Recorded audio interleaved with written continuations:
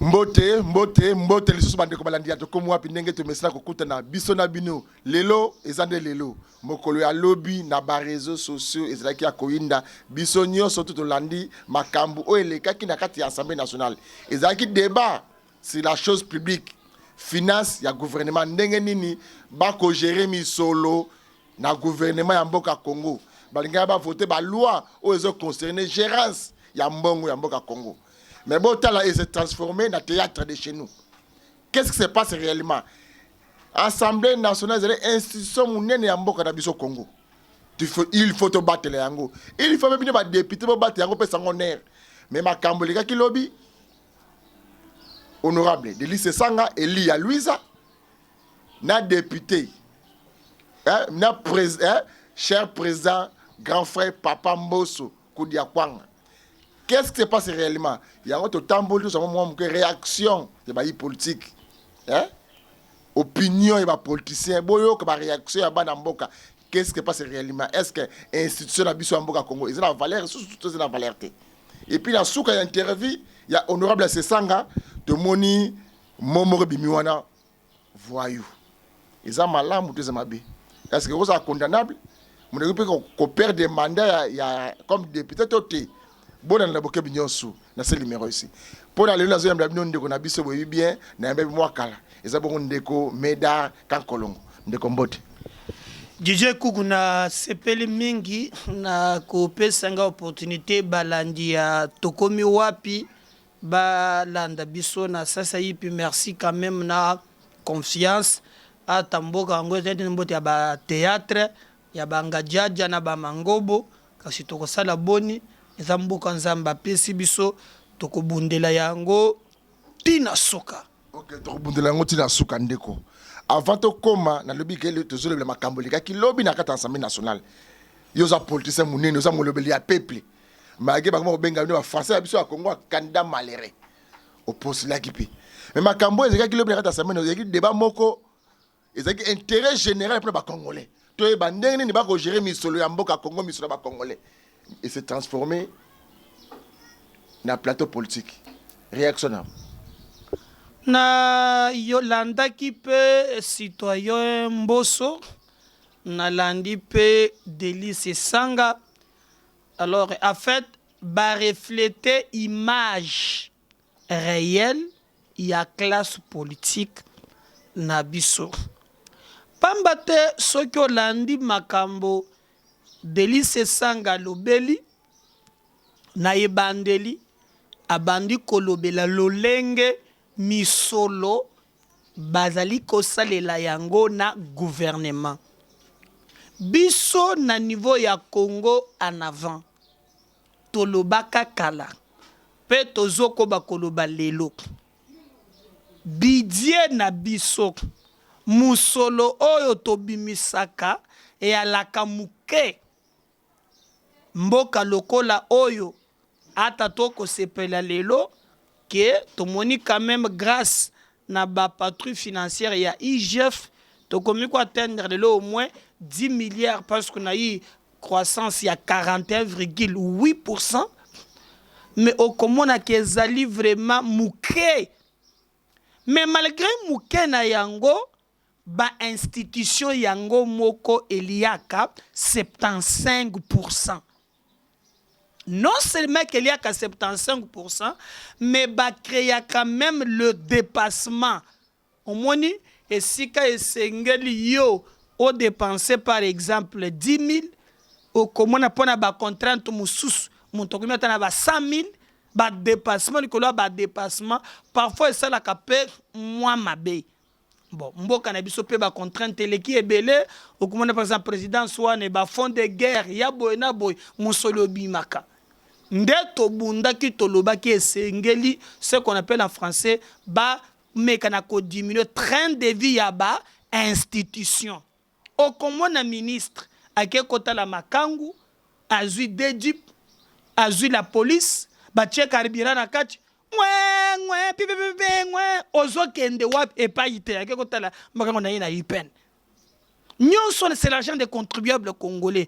Ministre lingo voyager 40 personnes à délégation na yo. Tout cela, c'est des contribuables congolais. Il y a possibilité même, il y a que réduire même les fonds de fonctionnement, ça kanaba, cabinet na ba président, c'est na ba bisika mususu to mona. Alors, mutuna oyo se sanga honorable alobaki abanda ki ko poser ba vrai problème pour sotali. Mais en réalité, on dirait qu'il n'a kanda. On montre ailleurs vraiment lelo, hein, na ko lier la bango, ali azoli aline. On dirait que c'est un méchant moko boye, hein, quelque part, pour na landa qui est. Na bando na moko ya batop Congo alobaki.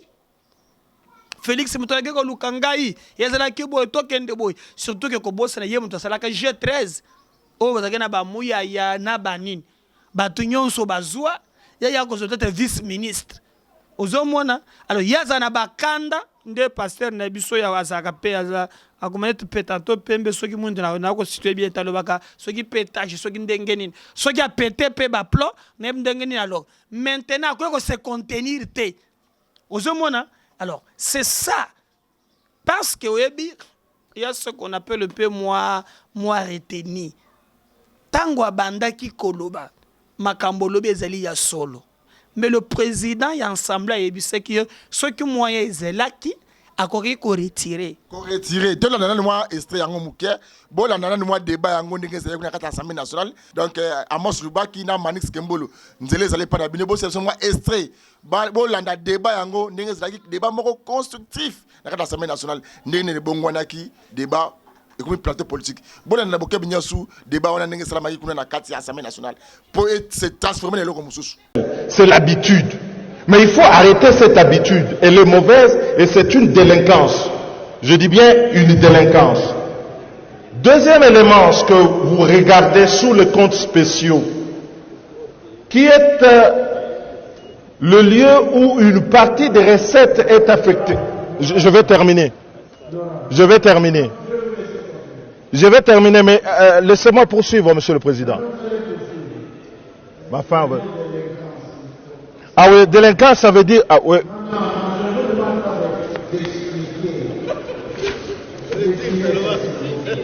Mais, honorable président, vous avez votre religion, j'ai la mienne. Une délinquance, c'est une délinquance. Une infraction, c'est de la délinquance. Je ne change pas sur ce point. Il y a de la délinquance financière. Et je dis ici... Oh ben, vous la gardez. De toutes les façons, on savait que vous êtes le pape d'une religion qui n'en veut pas. Il y a violation des règles, vous dites que vous retirez la parole. Vous négociez... Vous négociez la criminalité financière. Vous négociez la criminalité, vous êtes ridicule. Vous êtes ridicule. Ah non, c'est vous qui êtes délinquant. Vous êtes délinquant, vous. Vous l'êtes, vous.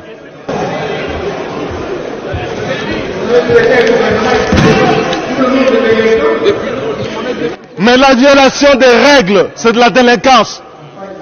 Mais le comble, c'est que vous vous rendez même pas compte. Vous êtes ridicule.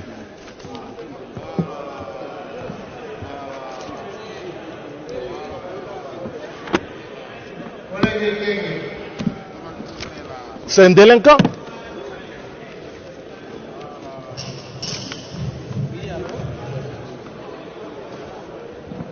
Merci Bandeko Nabomoni. Ezaki makambo malamu.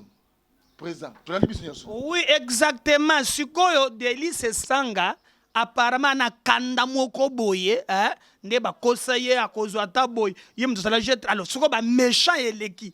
Donc a commis impulsif de celui qui a commis, hein, à tout prix le kamonyon so zotomboka ka pamba pam. C'est ça. Parce que citoyen mboso ayebisi et puis citoyen mboso pe je pense qu'il a aussi un problème, hein.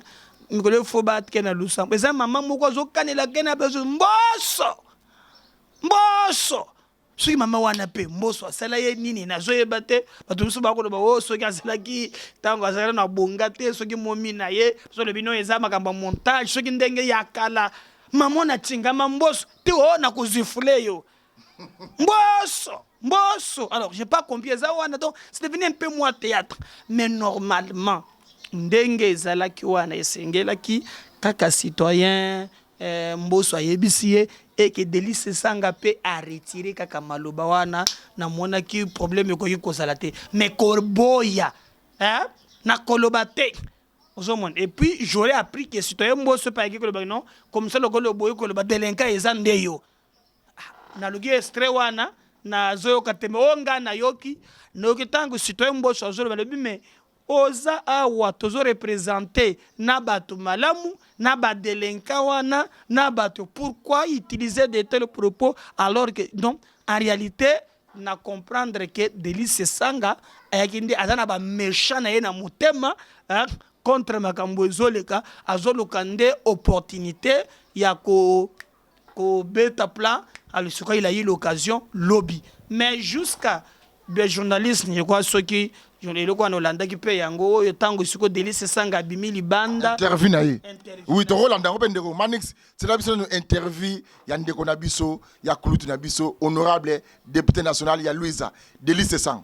Le fondé de cette intervention, c'est de dire que nous n'avons pas de loi de finances dans ce pays, que tout est fait dans la délinquance financière et dans une délinquance à col blanc de ceux qui gouvernent les institutions de la République et que le Parlement fait semblant de faire une loi de finances que les gouvernements détricotent derrière. Alors, dans ces conditions, le peuple congolais ne peut rien attendre d'un budget qui est voté dans ces conditions si on ne sanctionne pas ceux qui gouvernent et qui détournent les crédits qui sont alloués par le Parlement à des tâches d'intérêt collectif. Et vous voyez bien que ce Parlement, qui est devenu une religion avec un pape qui ne croit en rien, est un Parlement où le débat n'a pas lieu. Et il n'y a pas de débat. Vous voyez bien qu'il n'y a pas de débat. Et on m'a retiré la parole sur le fait d'avoir dénoncé la délinquance des autorités publiques dans les détournements de fonds publics par rapport aux affectations qu'ils leur ont assignées dans le budget. Et ça, c'est d'une gravité extrême dans un pays qui se veut une démocratie où on dit que le Parlement exerce non seulement le pouvoir d'autoriser les crédits, mais aussi d'en contrôler l'usage. Le président de l'Assemblée nationale qui n'était pas d'accord avec votre réaction vous a traité des délinquants. C'est un voyou. Mbosso, c'est un voyou. Honorable, après votre départ...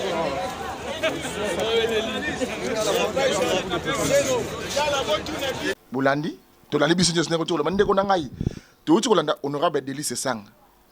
Président Medaka Kolongo. Délice Sanga azaka ministre na mboka oyo.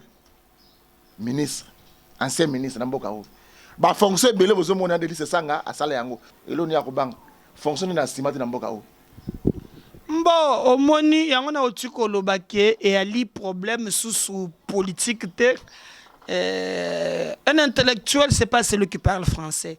Un intellectuel c'est celui qui sait trouver des problèmes où il faut se poser solution à des problèmes de la société. Voilà un intellectuel. Hein? Intellectuel et ça mon tanga na Sorbonne na Tombouctou tété. Intellectuel ezali mutu oyo azwaka solution na ba problème oyo se posaka na société. C'est ça un intellectuel. Oyo pas na biso ezali oyo alobaka anglais, alobaka français même ya se ya mai. Yekuto asanga za na master ya Tombouctou. Alors, le plus c'est pas dans ça. Parce que sotali mboka na biso uta tobanda indépendance ti lelo tozonga siba bamboka mususu ekokendaka liboso biso be ekokendaka na libulu mpo na nini classe politique ya mabe classe politique ya bato balinga be mabumu na bango.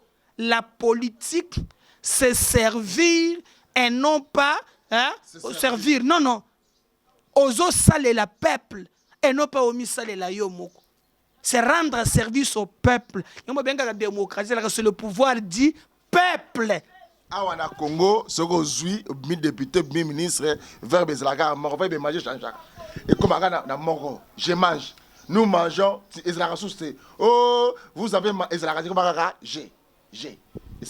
Et tant que d'abord, aux autres, maintenant, Maloba a utilisé qui a traité citoyen Mbosso voyou. Mbosso, c'est un voyou. Je ne sais pas comment un élu du peuple a kokiko kende jusqu'à ce niveau-là. Quel que soit le problème. Et ça, le cas là, Didier Kikou, yo zo sokola, Muntoya Zubilamba na yo. akimi nango aza liboma yo pe olandi ye bokangela ngai ye aza liboma entre vous les deux yo bimisi ko bien que oza na raison azwi bilamba na vrai liboma aza nani eza yo. C'est ça le cas. Quel que soit, il a constaté que mabe ezalaki, mais kokota na ba terme wane considération wane, ko désacraliser l'institution parlement, c'est pas normal. Ata makambo pele kana parlement na linga kango mingite. Po okomona bango baza kuna ero na palissade na ye, azui palissade yango pe ba exonérer yango, mais si toi peuple voter bango et le côté, yo moni citoyen bosso ndia komina succès. Parti et la mouki mikolo yo ba meeting ba plein. Je me pose la question si vraiment lobby azana pouvoir te so ki ako continuer ka ko sala ka ba meeting carte suka na yango yo eza carte suka azo rejoindre ba avec Kengo Adondo ba avec mokolo ya pondo il faut azo mériter place wana mais il y a apparemment stembo sondira azana so ke biloko ya bokoko liaka po ye 30 zongi jeune ibone ba Kengo ba kemi en tout cas ye stembo so ko betata ba 15 sur liboso we na nzoto wana so zota lango ba benga Joe Biden do so taliye penza moye ezate mais est-ce que le peuple se retrouve na musala ezoleka na parlement musana bango yango ko contrôler ko voter mibeko DJ Kuko kendaka na parlement no yebi yango est-ce que parlement oyo contrôle kanine aujourd'hui ce qui IGF est commis à succès parce que le parlement est la rien. Normalement le parlement peut bien jouer les rôles que l'IGF joue aujourd'hui parce que le parlement a un rôle ya kobengi sa DG kobengi sa ministre peut suspendre à bango. Est-ce que vous avez que depuis ton sélection en 2006 2011 2018 ministre mokote mandataire a parlement nazate même du temps de Kabila o balobaki keno babandaki ko yiba 15 milliards de dollars luzolo bambia lobaki ata muntu boka ko na parlement parce que classe politique n'a pas pourri qui ça et ko dinda partout so mbule beti parce que tambo les ate ngana zo ko ma député na bongo ça ambition ezala raté ambition ezala kaza ambition na bonga ngai na moi c'est ba na ngai mais tango déjà aux autres là par exemple makambo zo le bezali solo parce que tala le aujourd'hui même na pouvoir na ya union sacrée na assemblée nationale one regardez par exemple Gambole il y a 100 jours yo qui parlement ko interpeller mutuko na et le côté tala makambo le ba ko interpeller mutuko le côté bazana ba palissade bazaka kana ba mbogo mazobengo ba invisible ozomona je vis même bisanga ki moko azalaka kona komi ko bela bangi atambola ka makolo ngulu na koyoka tout ça donc ozomona que e komi ko pesa biso mutema passe alors que musala na bango ezali ya kofinga naka ba voyou na ba délinquante musala na bango ezali ya ko contrôler ka lolenge nini bayeba ko kamba ko pesa etumbu na beba ko sala mabe pe ko posala ka mibeko ya malamu oyo koki ko accompagner biso uta bayeba lobi ya wake batie commission d'enquête ya ram yo zana biyano commission ni sukandenge nini. Il y a des choses. Sans suite. Oh, tozo lingake. On a union sacrée. Biso tozo lingake. Gouvernement na biso sala musala malam, mais que le député basala kapé musala na bango. L'image va komi ko pesa ya mboka na biso et komi ko pesa biso motema passe. OK, message à suka ko pesa na ba congolais ni so ba kolanda biso na makambo e utu ko mukolo ya lobby na assemblée nationale. Président Mbosso na Delice Sanga, Elia Louisa, c'est Sanga, Elia Kwango, président Mbosso, aza bongo président institution munene ya mboka na biso Congo, malgré toko lela, bande ko nga Congo zo la sake avenir eza pena mingi te na politique ya mboka Congo. Ya ona yebisa kabino bo tsaka eli kana ba politicien te. Politicien moko ka bongo saka mboka o ya zali te. Bozomo la réaction président. Bana ko ba bozela. Avant nakoma kuna me na lengina yebisa pe papa na biso ijila lingeti na lingaka ye mingi mer moko boye komi ko beti sangali baku mabaku ekomi misato abeti singali baku ya liboso na likambo yo abengisaka Gentini Ngobila bino pe presse bosunga kabiso bofanda kakaka te o balobaka na lopoto contrandité alingeti abengisa Gentini Ngobila aloba na ye iyaka yelanga ministre ya finance na yo yelanga pe conseiller financier na yo pona banquette oyo batiaki aw papa tilelo ata kosukosu asalaki banquette wana moko moko na loalaba epa moyage tomonaki musala il a même communiqué asali musala epa akama maoyo nani Zoé hein tomoni asala yango to aya asala yango na Congo central mais boni to komi na tour ya Kinshasa uta benga bandeko wana hata communiqué eza te elala Ngobila la mukamba la mwoko Tshisekedi aboti ye akomi mwana Tshisekedi ako servir Tshisekedi olide base mwana serva ka papa mboko ngana monite Tshisekedi na sonage la yako bota Ngobila aseta abongo limba la mwoko akomi mwana Tshisekedi talak ba politicien ya Congo nde niveau ba kombaka mais tout ce qui kaka wana mwande permis zo salaki ko exploiter ko lia peuple ko lia mbonga peuple na ndenge longo bani donc ko sa population mais exactement moi na passeport IGF le baso le côté mais exactement maintenant l'autre zali wapi bayebi singa ke ba inspecteur ya IGF bazana DGRK tomoni bandeko ya lutte contre la corruption agence obatie mususu na président de la République bakomi kuna balobi clairement que mbongo bayibi ba millions ba quelque porter ba memi le kambo na 4e riz mais ba yebi singa pare na 4e million soki kolala soki ndengini na yebite mais maintenant regardez ce qu'on a fait oyebi na DGRK wana nana sala kula liboso Rita Bola mwana mama mais Rita Bola balongola ye bakota makala pona makambu ya mbongo balongola ya kuna bache maintenant lokola o mokonzi ya brigade anti-fraude yo moko déjà na mboka ya bapaya mboka ya batu soki ba soupçonner na makambu ya mbongo yo za propriété na makambu ya musolo mais bano na brigade anti-fraude maintenant ba kete balobi que non million e bungi na DGRK na koyoka ba inspecteur ko sala rapporter ngala linga lingeti mingi pona musala sala kapona Congo tala musala ematisi bidje mais alimbi saba kiseranga libako mususote na mona clair côté wan mais ya suka awa hey wanda betinga mwelo na mututu ayako lo balisusu o ngai nazana ba mikanda oyo ya IGF ya liboso oyo ba publiaki lo lengene ni mbongo na biso ya ba congolais elongo ki na banque centrale et na BGF bank elongo BGF bank et qui na compte égal aujourd'hui comme que non ezali sous égalité mouvement et seulement que na BGF bank et consort théâtre moi je pense que il y a possibilité naza d'accord te ke bakanga kabila libanda te ngana zole ngolokola za mbongo na biso basambisa bango aw je ne suis pas partisan de la noblesse public audience publique parce que ba caméra yewana kabla lekwa tata na onani mama na onani akufa tu aza en vie mbongo leto tsango wapi ozana bana combien je ne veux pas nazali partisan te ya communauté internationale te mais ngai nazolinga ke ça ne sert à rien que bakanga kabatwa na mbongo ezonga kate tande bakangi wili bakonga les lois bakomi kozoba biso oh ministre alobi que tout ça ayez pitié pour ce peuple ayez pitié pour ce peuple non wili bakonga ngaza balobi ka komiso ki na Canada agendi na Gabon da mati Suède abimi zelani alors c'est ça le Congo de CTG c'est ça le Congo donc ça fait très mal. Ayez pitié pour ce pays quand même. Alors, nous voulons au jour d'aujourd'hui que non seulement que bazo kanga bato, mais ceux qui ba kangi bango mbongo wana ezonge la kabe biso.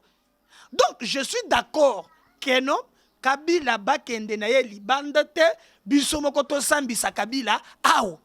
Mais l'IGF baz ya lina droite ya ko qualifier que non oyaza innocent tete yo soki osali banquette même yango na bazuzi parce que c'est le magistrat qui qualifie le fait alors le tete omoni chef le loko kiku ozwa kimu musolo soli bo lobi okei na bazwi balobi te makambo IGF alobi to contredire yango ba magistrat nde bakoki ko confirmer ou bien ko boya oyo IGF amemeli bango IGF ko qualifier te mais ko ba ke non wa za innocent et ali musala na yete ya se limiter na oyazu à présenter. Nous ne voulons pas montrer aux politiciens que dans ces pays, il n'y a pas ce qu'on appelle la redevabilité dans ces pays. Et c'est un gars tout le monde a devoir y aller. Même Félix, l'habitant, on a un pouvoir. Et c'est un gars batal. Tant qu'on a un mokonzi. A salut boye. Nako benda ni pe bande konaye matoi. Il y a Félix et Tshisekedi. Et c'est là-bas tout y a parti. Ezala batu oyo ya mususu ba voyage mingi belo alaba na koyoka epa mamo fifi maswa manini voilà ma question d'arriba kombo ba voyage nyos epa fifi na kataka na fifi côté ya mama fifi le gouverneur a y allo là-bas voilà na koyoka bongo kuna ozomona tout le monde na ba journaliste okomona te muntu akei katakokombe n'a félicité le conseiller principal du chef de l'État, M. David Moukeba Kalengai, le gouverneur de la Race orientale. Solo. Na moniye na ba poto na kalamba mbushi. Bango bazolinga kuna te. Tala muntu alingi mokonzi na bango. Na moni David na yoki mawo. Moyen kolata sapato ezate akamati ba sachet. Alingi na sabat poto eleki pote alandela musala me ba musu balingi wana tebe laba Kabila azane muntu akwa musona Kabila pa bomi mboka mingi mususu pa boma kite bato ya yeba salaki pembeni mingi rais pembeni mama Olive lelo Kabila komi ko telengana akumbaka moto tala ndeko mina mandefu akotaka kinga kati mabe avwe lelo batu nyonso oyo babandaki ko utiliser Kabila basa suna Kabila te ba traverser ba comme na Félix.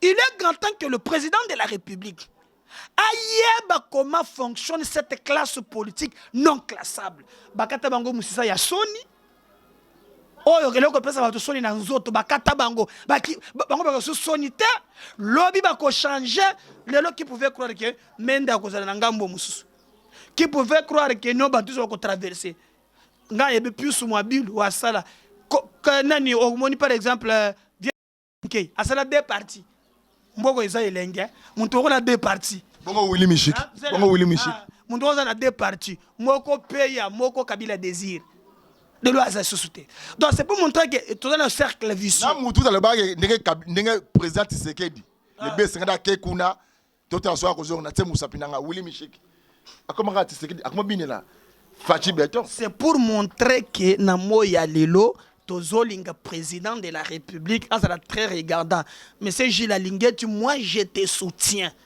bongisilanga mabakuwan libako yangobele tutinga motema na kokoka na ebika za mwana Tshisekedi mama za mwana Tshisekedi te oh yo na bana nyoso Tshisekedi atika yo kama mutu komo ngobila zali azate mais ya mibotisi na kumikolo akomikolo ni Nikodem amibotisi akoservir on ne veut pas botalisa biso gestion ya vide IGF ngai na sombe le kamusu ya suka le général Kasongo Général Kasongo na ka lufungu la bayebisinga makambo yo mutolobi na ye bazokanga batu pona vignette angolo ko to futela ka pe na yeba yango te po vignette zela ka soke sombi vignette mbongo na nde ba kongoli batongeli onzela oyo ngai na kufuta ka vignette nzela mabulu mutu ko nanga be ko kufa na futa ka mbongo ngenda be ngobile na mone ke loko sala kata moko te